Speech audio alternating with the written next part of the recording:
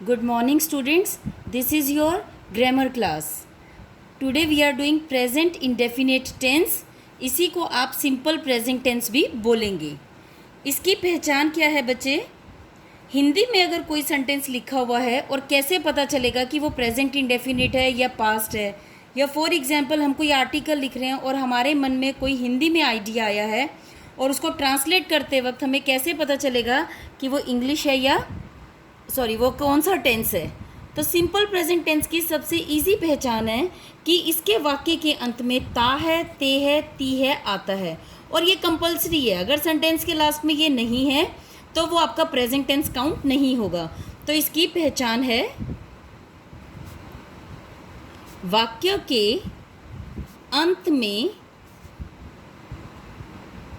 ता है, ते है, ती है आदि शब्द आते हैं. उदाहरण के तौर पर मैं इंग्लिश पढ़ाती हूँ, बच्चे स्कूल में पढ़ते हैं, पिताजी प्रतिदिन सुबह सैर के लिए जाते हैं, माताजी घर में सबके लिए खाना बनाती हैं. तो आप ध्यान दे सकते हैं कि हर किसी वाक्य के अंत में ता है, ते है, ती है आदि शब्द आए हैं. अब हम चलते हैं इंग्लिश में. अगर मैंने कोई सेंटेंस पढ़ा या किसी ने कोई सेंटेंस बोला तो मुझे ये कैसे पता चलेगा कि वह सेंटेंस सिंपल प्रेजेंट टेंस के अंतर्गत आता है? तो उसकी पहचान भी बहुत सिंपल है. हम किसी भी व्यक्ति की अगर नेचर डिफाइन करेंगे, नॉन लिविंग या लिविंग व्यक्ति या वस्तु की नेचर डिफाइन करेंगे तो वो हमेशा प्रेजेंट टेंस में डिफाइन की जाएगी. एग्जाम्पल नेचर देखिए. Raman gets upset easily. Raman easily upset हो जाता है. अब नॉन लिविंग का देखो. The earth revolves around the sun. धरती सूर्य का चक्र काटती है.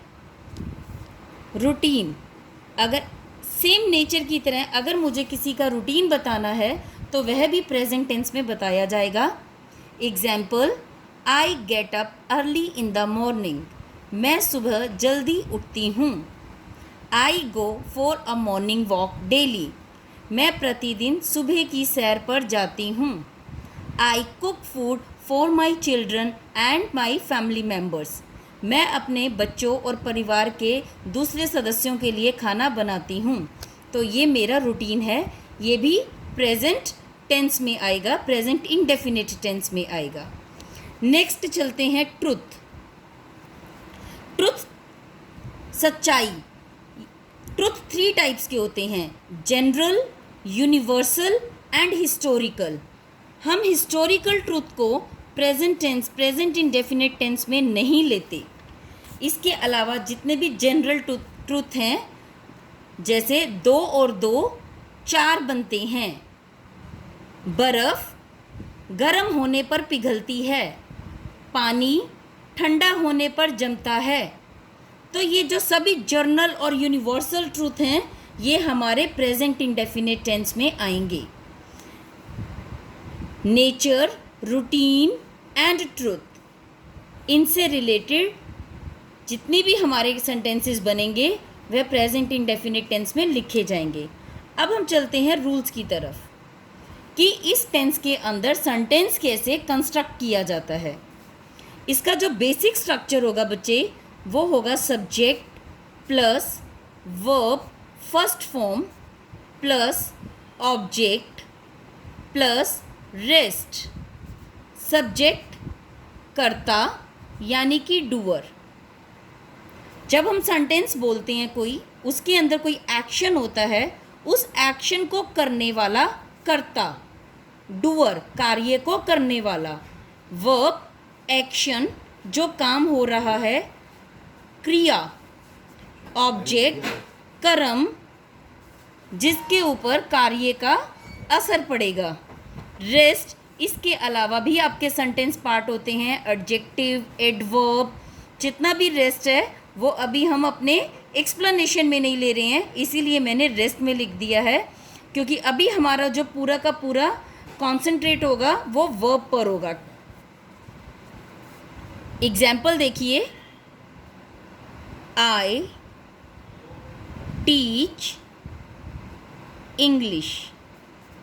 आई टीच इंग्लिश, इसमें एक्शन क्या हो रहा है, आप सबसे पहले उसे ढूंढेंगे। इसमें पढ़ाने का एक्शन हो रहा है, क्रिया हो रही है पढ़ाना, क्रिया हो रही है पढ़ाना, ये है वर्ब। वर्ब का first form teach, second form taught, third taught, और टीचिंग, टीचिंग हो जाएगा प्रेजेंट पार्टिसिपल आपकी फोर्थ फॉर्म। हैविंग टॉट वो हो जाएगा आपका परफेक्ट पार्टिसिपल फिफ्थ फॉर्म।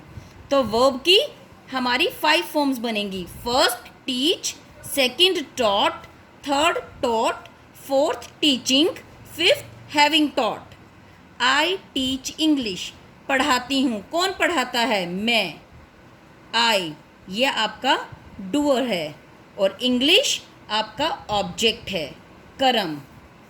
तो हिंदी में जो आपका स्ट्रक्चर होता है वो होता है आपका सब्जेक्ट, ऑब्जेक्ट, वर्ब। हिंदी मैं इंग्लिश पढ़ाती हूँ, और इंग्लिश में जो आपका स्ट्रक्चर रहेगा वो रहेगा आपका सब्जेक्ट, वर्ब, ऑब्जेक्ट। आई टीच इंग्लिश। उम्मीद है आपको समझ आया होगा। अब आगे चलते हैं बेटे। वर्ब की ये जो फर्स्ट फॉर्म है टीच, इसके अंदर एक कॉन्सेप्ट और है एस या ई एस जोड़ने का। टीच टीचिस, जो टीचिस है उसके लिए आपका जो कंडीशंस रहेंगी, आपका जो सब्जेक्ट है वो सिंगुलर होना चाहिए। अब क्वेश्चन आता है कि आई सिंगुलर है, परंतु आई के साथ मैंने टीच लिया है, टीचिस नहीं लिया। तो एक और कंडीशन है, सिंगुलर होने के साथ आपका सब्जेक्ट थर्ड पर्सन भी होना चाहिए, और जो टीच है वह आपका फर्स्ट पर्सन, सेकंड पर्सन और थर्ड पर्सन प्लूरल के साथ आएगा। इसको शॉर्ट में भी हम एक और मेथड आपको बता सकते हैं। आई, यू, इन्हें छोड़कर सभी सिंगुलर सब्जेक्ट के साथ आपका वर्ब के फर्स्ट फॉर्म में एस और ई एस लगाने का कॉन्सेप्ट आएगा। अभी मैंने आपको आई टीच बोला, आई को छोड़कर यू के साथ भी टीच आएगा, लेकिन अगर यहाँ पे ही आ जाता है तो आएगा टीचिस, शी आ जाता है तो आएगा टीचिस, ऐसे ही माई मदर आ जाता है तो आएगा टीचिस। तो ये आपका कॉन्सेप्ट हुआ एस और ई एस का वर्ब की फर्स्ट फॉर्म में ऐड करने का। ये वाला कॉन्सेप्ट आपका सिर्फ प्रेजेंट इंडेफिनिट टेंस में आता है और किसी टेंस में नहीं आएगा। उम्मीद है आपको ये सब समझ आ रहा होगा। तो अभी हम वापस से अपने स्ट्रक्चर की तरफ जाते हैं, रूल्स की तरफ जाते हैं टेंसेस के।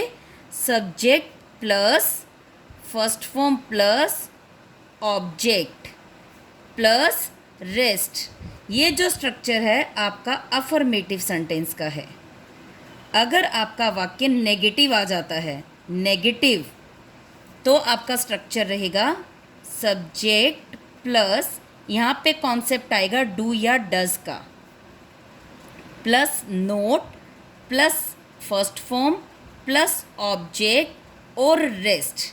मैं इंग्लिश नहीं पढ़ाती हूँ। पीछे ती है तो प्रेजेंट इंडेफिनिट, परंतु नेगेटिव ना वाला, इसका बनेगा आई डू नोट। अब डू या डज में से हम डू लेंगे या डज लेंगे, ये आपका जो कॉन्सेप्ट है वही एस और ई एस वाला है। आई और यू को छोड़कर सिंगुलर सब्जेक्ट के साथ आप डज लेंगे, और आई और यू प्लूरल सब्जेक्ट के साथ आप डू लेंगे।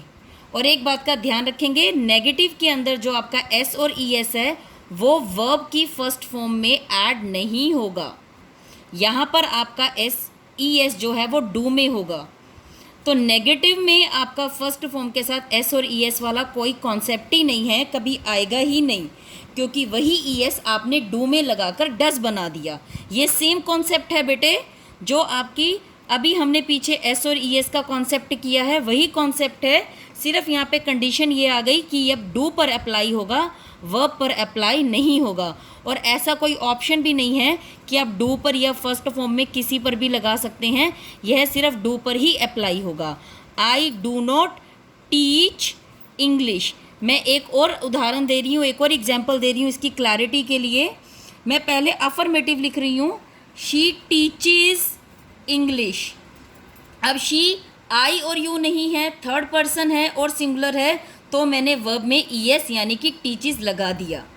अब अगर इसका नेगेटिव बनाना है तो बनेगा शी डज नॉट, और ये जो टीचेस है अब टीच हो जाएगा। कई स्टूडेंट्स करते हैं यहाँ पर डू कर देंगे, यहाँ टीचेस कर देंगे, ऐसा कोई कॉन्सेप्ट नहीं है। आपका जो ES है वो डू में ही जाएगा, डज बनेगा।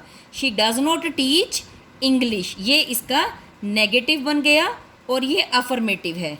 इसके बाद आपका अगला स्ट्रक्चर आता है इंटेरोगेटिव का। इंटेरोगेटिव सेंटेंस, प्रश्न वाले वाक्य।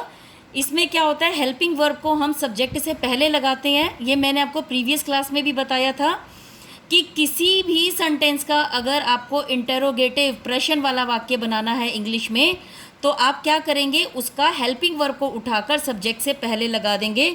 और प्रेजेंट इंडेफिनिट में हमारा हेल्पिंग वर्ब है डू या डज, तो आपका डू या डज पहले आ जाएगा, उसके बाद आपका सब्जेक्ट आएगा, उसके बाद आपका फर्स्ट फॉर्म और ऑब्जेक्ट आएगा और क्वेश्चन मार्क, और रेस्ट अगर कुछ है तो वो भी आएगा।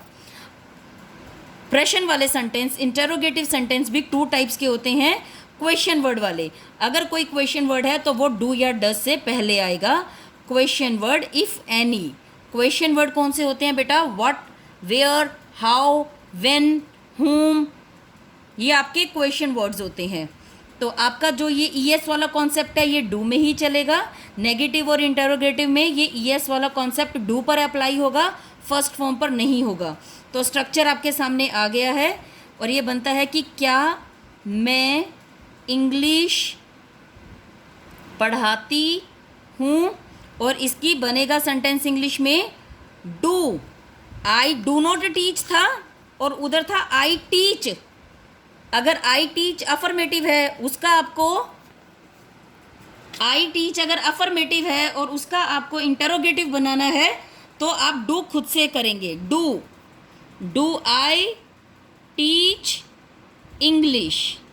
और अगर क्वेश्चन वर्ड से बनाना है, what do I teach. Do तो फिर भी आपका रहेगा ही रहेगा, जब तक सब्जेक्ट से पहले हेल्पिंग वर्ब नहीं है इंटेरोगेटिव सेंटेंस नहीं बन सकता। अभी हम डज वाला लेंगे। आप डज शी टीच इंग्लिश, और क्वेश्चन वर्ड मैं कोई वेयर ले रही हूँ। अब वेयर डज शी टीच। तो ये आपका प्रेजेंट इंडेफिनिट टेंस के 3 हमने आपको रूल्स करवाए हैं। Let's revise them.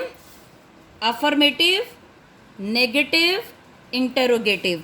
अफर्मेटिव का स्ट्रक्चर था subject plus first form plus object. Negative का था subject plus do does plus not plus first form object. Interrogative था question word if any, then do or does, then subject, then first form, then object and question mark.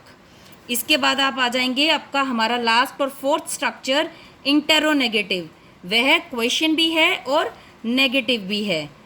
उसका आपका structure रहेगा question word do does या फिर don't और doesn't, then subject. अगर आपने do does लिया है तो आप नोट सब्जेक्ट के बाद लिखेंगे, डू नॉट नहीं लिख सकते। अगर आपने डोंट या डजंट लिखा है तब आप ये वाला नोट नहीं लिखेंगे।